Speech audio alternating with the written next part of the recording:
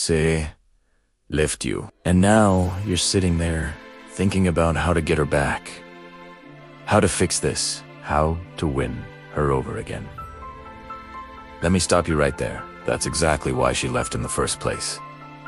That desperate energy, that need for her validation, that weakness. And Friedrich Nietzsche would tell you that wanting her back makes you pathetic. But stay with me, because I'm going to show you something more powerful than getting her back. I'm going to show you how to become the kind of man she begs to return to. Big difference. Here's the brutal truth. Nobody wants to tell you. You don't actually want her back. You want your ego back. You want to feel like you won.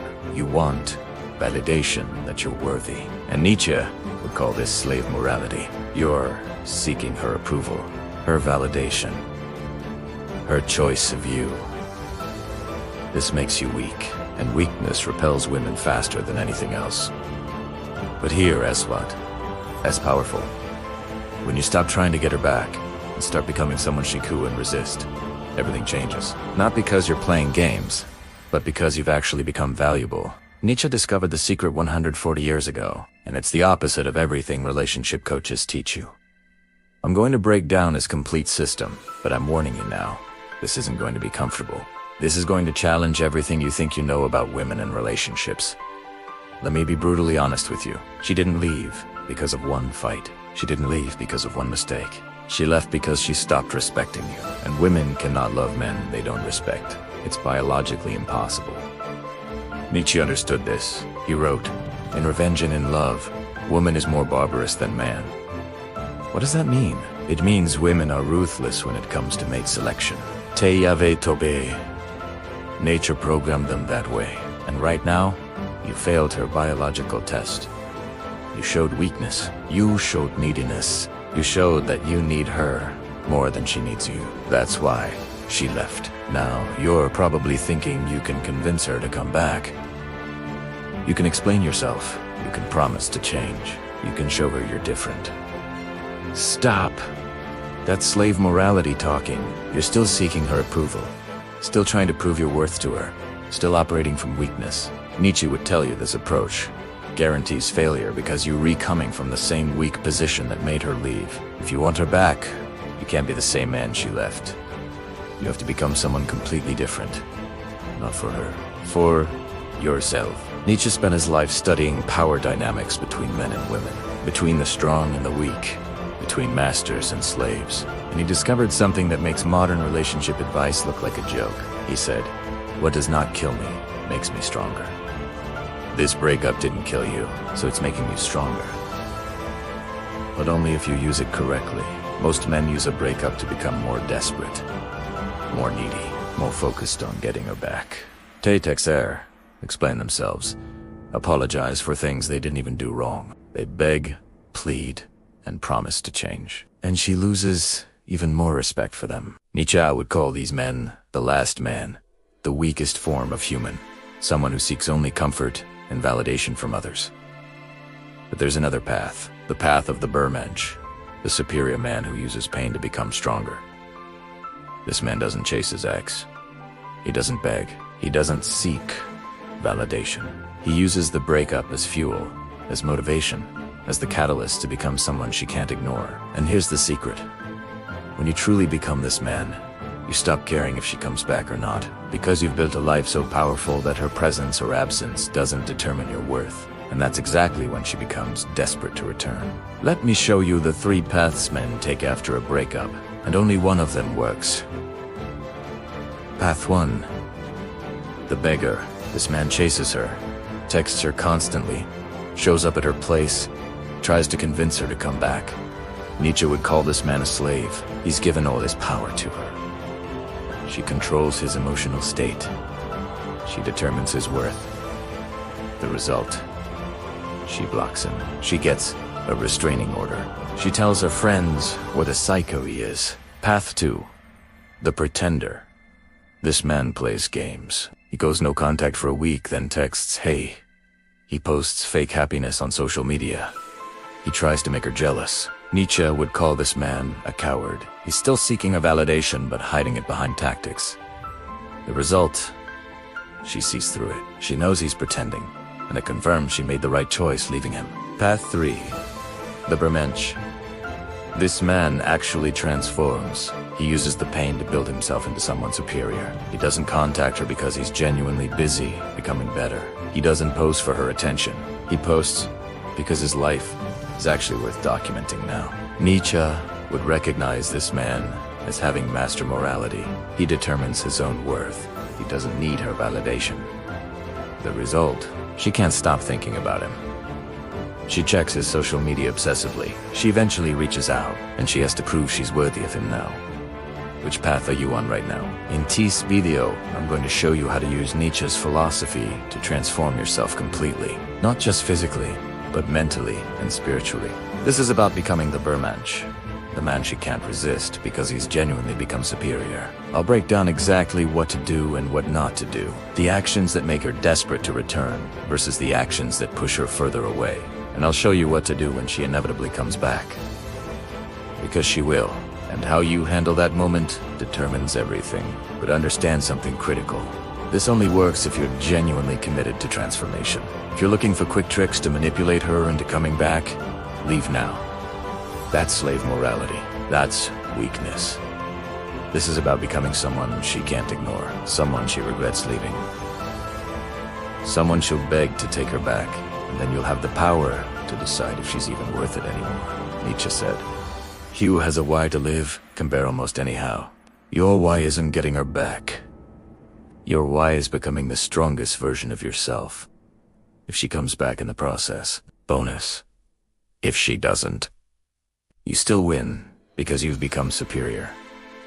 That's the path of the That's the path that actually works. So let's get into exactly how to walk it. Make sure you subscribe and hit the bell so you don't miss what's coming next. Alright, you've decided to walk the path of the Übermensch. Not the beggar. Not the pretender. The superior man. Now let me show you exactly what that looks like. Because transformation isn't abstract. It's concrete daily actions, Nietzsche aside, become who you are. But who you are right now is the man she left. So you need to shed that skin completely. Let me show you how. First, your body. And I need you to understand something. This is not optional. Nietzsche wrote, "There's more wisdom in your body than in your deepest philosophy." Your body tells the truth about you. Right now, your body is probably telling the truth that you've been neglecting yourself. Maybe you've gained weight. Maybe you've lost muscle. Maybe you dress like you've given up. Maybe your grooming has slipped. And she saw all of this. Your body told her you don't respect yourself. And if you don't respect yourself, why should she respect you? So here's what you do. Starting today, you train 4 to 5 times per week. Minimum. Not when you feel like it. Not when you're motivated. Every single week.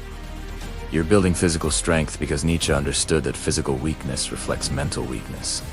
The weak and the botched shall perish. First principle of our charity. Harsh words. But he's making a point. Nature doesn't reward weakness. You must become strong. Your diet changes today. No more eating for comfort. No more pizza and beer because you're sad about the breakup. You eat for your goals. Protein every meal. Vegetables every meal. Controlled portions. Discipline. Every time you want to eat trash, you remember. The old you ate trash. The old you lost her. The new you is building the Übermensch. Your fashion changes today. Throw out the hoodies and sweatpants. Throw out the old t-shirts. Throw out everything that the weak version of you wore. You dress like a man who respects himself. Every single day. Even when you're just going to the gym. Even when you're just going to the store. Because you're not dressing for her. You're dressing for you. You're signaling to yourself that you're serious about this transformation. Your grooming becomes daily ritual. Haircut every 2 weeks. Facial hair maintained. Nails clean. Skin cared for. You smell good. Always. This isn't vanity. This is self-respect. And self-respect is the foundation of all power. Now, here's what everyone gets wrong about no contact. They think it's a tactic. A strategy to make her miss you. That slave morality, you're still doing it for her reaction. Nietzsche teaches something different. He said the snake which cannot cast its skin has to die. You're casting your skin. You're becoming someone new, and during this metamorphosis, you have nothing to say to her. Not because you're playing games, but because you're genuinely transforming. And transformation requires silence. Think about it. The caterpillar doesn't text the butterfly, "Hey," just checking in while it's in the cocoon. It's busy becoming something completely different. You're in your cocoon right now. Your silence isn't strategic. It's necessary. This means no texting her, no calling her, no liking her posts, no checking her stories, no asking mutual friends about her. Complete silence. Complete focus. Inward. And here's what's happening during this silence. She's starting to wonder. At first, she expected you to chase. She expected the texts, the calls, the begging. When that doesn't come, she's confused, then curious, then anxious, then desperate. But you're not doing this to trigger those emotions in her. You're doing this because you literally have no time for her while you're rebuilding yourself. Nietzsche sighed, "That which does not kill us makes us stronger." This breakup is making you stronger. But only during the silence. Only during the inward focus. Only during the transformation. Most men break this silence after 2 weeks. They get lonely head week. They text her something stupid. Don't be most men. Your silence lasts minimum 60 days. 90 is better. 120 is ideal. Why? Because real transformation takes time. You can't fake being the Übermensch. You have to actually become him. Now let's talk about what's happening in your mind during this transformation. The old you was probably obsessing over her, replaying conversations, analyzing what went wrong, imagining scenarios where she comes back. Stop. That's mental slavery. Nietzsche taught master morality. You determine your own values. You create your own meaning. You don't need her validation. So here's the mental shift that must happen. First, you stop seeing her as the prize. She's not the prize. You are. She had access to you and she gave it up. That's her loss.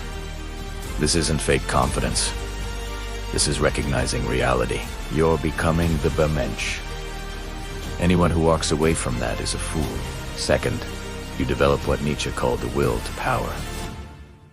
This is the drive to become stronger, to overcome obstacles, to dominate your environment. Every morning you wake up, you ask yourself, how do I become more powerful today? Not how do I get her back? How do I become superior? Maybe it's an extra set at the gym. Maybe it's learning a new skill. Maybe it's making more money. Maybe it's building your social life. Every single day, you're increasing your power. And power is what women are biologically attracted to. Third, you remove her from the pedestal. She's not special. She's not unique. She's not the only woman who could ever love you. Nietzsche wrote, "Woman wants to be taken and accepted as a possession, but only by a man who has true power. A man who doesn't need any specific woman. A man who has options." You're becoming that man. And when you truly become him, you realize she was just one option among many. This mental shift is critical. If you're still obsessing over her, you haven't transformed. You're still the weak man she left. Now here's the deepest level. What Nietzsche called the death of the old self. He said you must be ready to burn yourself in your own flame. How could you become new if you had not first become ashes? The version of you that she left must die. Completely. Not just physically or mentally, but spiritually. This means letting go of who you thought you were. The identity you had. The story you told yourself about yourself. That identity was weak. That story was false. That version of you failed. So you burn it down, you destroy it completely. You become ashes. This is uncomfortable. This is painful.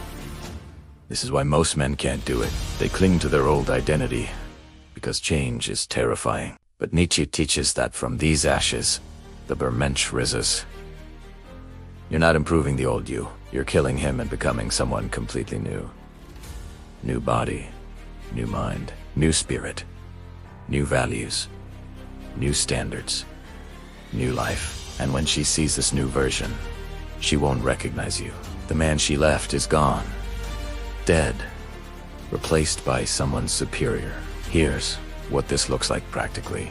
Old you spend Friday nights gaming or watching Netflix. New you is at social events, meeting new people. Old you waited for her to text. New you is so busy building his life he forgets to check his phone. Old you needed her validation. New you gets validation from his own achievements and growth. Old you would take her back immediately. New you will make her prove she's worthy of the new him.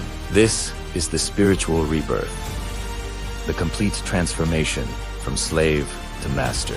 Now let me address something critical. During this transformation, you might meet other women. You might sleep with other women. You might even start dating other women. Good. Do it. This isn't revenge. This is you recognizing your options. This is you understanding that she was one woman among millions. Nietzsche said one must still have chaos in oneself. Be able to give birth to a dancing star. You have chaos right now. Use it.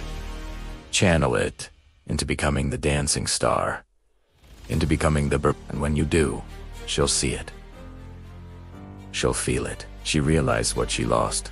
But by then, you might not even want her back anymore. That's the power of true transformation. It changes not just how she sees you, but how you see.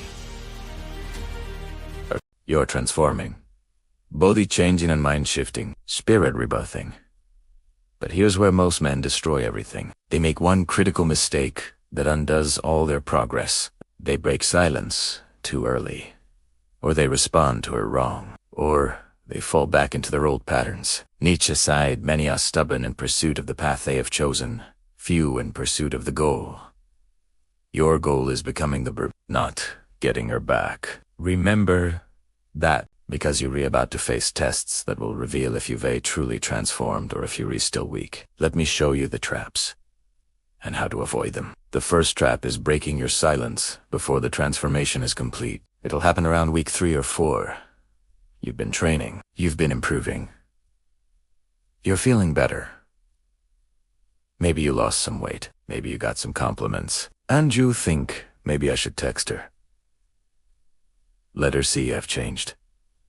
Stop right there. That's your old weak self talking. That's slave morality creeping back in. Nietzsche wrote, the individual has always had to struggle to keep from being overwhelmed by the tribe. Your tribe right now. Your weak thoughts. Your loneliness. Your desire for her validation is trying to overwhelm you. You must resist. Because texting her at week 3 or 4 proves you haven't changed at all. You're still seeking her validation, still needing her approval, still operating from weakness. The transformation is not complete until you genuinely don't care if she comes back or not. And that takes minimum 60 days, usually 90. If you break silence before then, you confirm to her that you're still the same weak man, just a slightly better looking version of him, and she'll lose whatever curiosity or respect was building. You'll have to start over, possibly from an even worse position. So here's the rule. You don't contact her. Ever.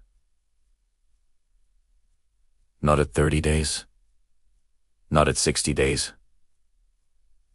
Not at 90 days. The only acceptable contact is her contacting you first. And Evanton, you don't respond immediately. Nietzsche said one must have chaos in oneself to give birth to a dancing star. You're in the chaos right now. Don't abort the birth by reaching out too early. Let the dancing star fully form. Your silence is not a tactic. It's the cocoon where your transformation happens. Don't tear open the cocoon before the butterfly is ready. The second trap is checking her social media, watching her stories, liking her posts, commenting on her pictures. Every single one of these actions screams, I'm still obsessed with you. I'm still weak. I haven't changed. Nietzsche taught that the strong man creates his own reality. He doesn't observe someone else's reality, hoping for scraps. When you're watching her stories, you're living in her world. You're making her the center of your universe. You're still giving her power over your emotional state. The Übermensch doesn't do this. He's too busy building his own world, too busy creating his own content, too busy living a life worth documenting. So here's what you do. Unfollow her. Not dramatically. Not by announcing it, just quietly unfollow. If you can't trust yourself not to check her profile manually, block her. Again, not dramatically, just for your own mental health. This isn't about punishing her. This is about protecting your transformation. You cannot become new while still obsessing over the old. And here's what happens when you truly disconnect. When you're no longer consuming her content, when you're no longer reacting to her life, you suddenly have mental space, energy, focus, and you pour all of that into yourself. Your gym sessions get better because you're not distracted. Your work improves because you're fully present. Your social life expands because you're not mentally unavailable. And ironically, this is when she starts obsessing over you. She notices you're not watching her stories anymore. She notices you're not liking her posts. She notices you've completely moved on, and it drives her crazy. Because women want to be desired, even by men they rejected. When you stop desiring her publicly, when you stop giving her that validation, she feels the loss. But you're not doing this to manipulate her. You're doing this because you genuinely have better things to focus on. The third trap is what I call the fake upgrade. This is where you post on social media, trying to make her jealous. You post gym selfies with captions about focusing on myself. You post pictures with other women. You post quotes about moving on. All of this screams desperation, because it's performative. It's for her. It's still seeking her validation through reverse psychology. Nietzsche would call this pathetic. You're still a slave, just using different chains. The real upgrade is silent. It's internal. It's not for social media. It's not for her. It's for you. Yes, you should post on social media, but post your actual life, your actual progress, your actual experiences, not manufactured content designed to make her jealous. Real content that documents your real transformation. The difference is intention. Are you posting to make her react? Or are you posting because your life is genuinely worth sharing now? She can sense the difference. Women have incredible bullshit detectors. If you're faking it, she knows. But when you're genuinely living a powerful life, when you're genuinely transformed, when you're genuinely the Übermensch, she can feel that too. And that's what makes her desperate to return. Not your fake posts. Your real power. Nietzsche said, every deep thinker is more afraid of being understood than of being misunderstood. Don't try to make her understand through social media. Let her misunderstand. Let her wonder. Let her curiosity eat at her. Your job is to actually become superior, not to perform superiority for an audience of one. Now let's talk about what happens when she inevitably reaches out. Unchase-able they always do when you truly transform. It usually happens between 60 and 120 days. Sometimes sooner if she sees you in person looking different. Sometimes later if she's stubborn. The text will seem casual. Hey, how have you been? Or saw something that reminded me of you, or can we talk? This is the most critical moment. How you respond determines everything. Most men immediately respond. They're excited. They're eager. They think they've won, and they lose everything right there. Because that eager response reveals they were waiting for her. They were still weak. They haven't actually changed. Nietzsche wrote, "He who cannot obey himself will be commanded." If you immediately obey her, reach out. You're telling her she still commands you. You're still her slave. So, here's what you do. You wait. Not as a game, but because you're genuinely busy with your new life. Minimum 4 hours before you respond. Better yet, next day. Not to punish her, but because you're not sitting around waiting for her text. When you do respond, keep it brief. Not cold, not angry, just brief. Been good? Busy building some things? That's it. No questions about her. No eagerness to meet up. No emotional dumping. Just brief acknowledgement. She'll probably try to extend the conversation. She'll ask what you've been up to. She'll try to set up a call or meeting. Don't jump at it. Let her work for it. Yeah, we could meet up sometime. I'll check my schedule and let you know. Then you wait another day or two before actually scheduling something, because you're genuinely busy. You're genuinely checking your schedule. You're not dropping everything for her. This does two things. 1, it maintains your power position. 2, it tests if she's serious or just bored and fishing for validation. If she persists, if she keeps reaching out, if she actually waits for you to schedule, then she's serious. She's genuinely interested in reconnecting. If she gets annoyed or goes silent when you don't immediately jump, she was just testing if you're still weak. She was just seeking validation. She's not serious about returning. Either way, you win, because you maintained your power. You stayed true to your transformation. You didn't break. Nietzsche's side, that which does not kill us, makes us stronger. Her reaching out is a test. Will it kill your transformation, or will it make you stronger by proving you've truly changed? The answer depends entirely on how you respond. Failures. Imagine this. You've just gone through a tough breakup. It hurt, it was messy, but you didn't let it break you. Instead, you used that pain as fuel. You hit the gym, you focused on your career, you picked up new hobbies, you read books, and you built a life you're genuinely proud of. You've leveled up. You've become the best version of yourself. Then, one day, your phone buzzes. It's her, your ex. She's seen your transformation. She's noticed your glow up, and she wants you back. What do you do? Many guys would feel a rush of validation. See, she finally recognizes my worth. But hold on. This is a critical moment, and how you handle it defines the man you've become. The old you might have jumped at the chance, desperate for her approval. But the new you, the man who built himself from the ground up, he plays by a different set of rules. First things first, stay calm. Your heart might be pounding, but your response should be cool and collected.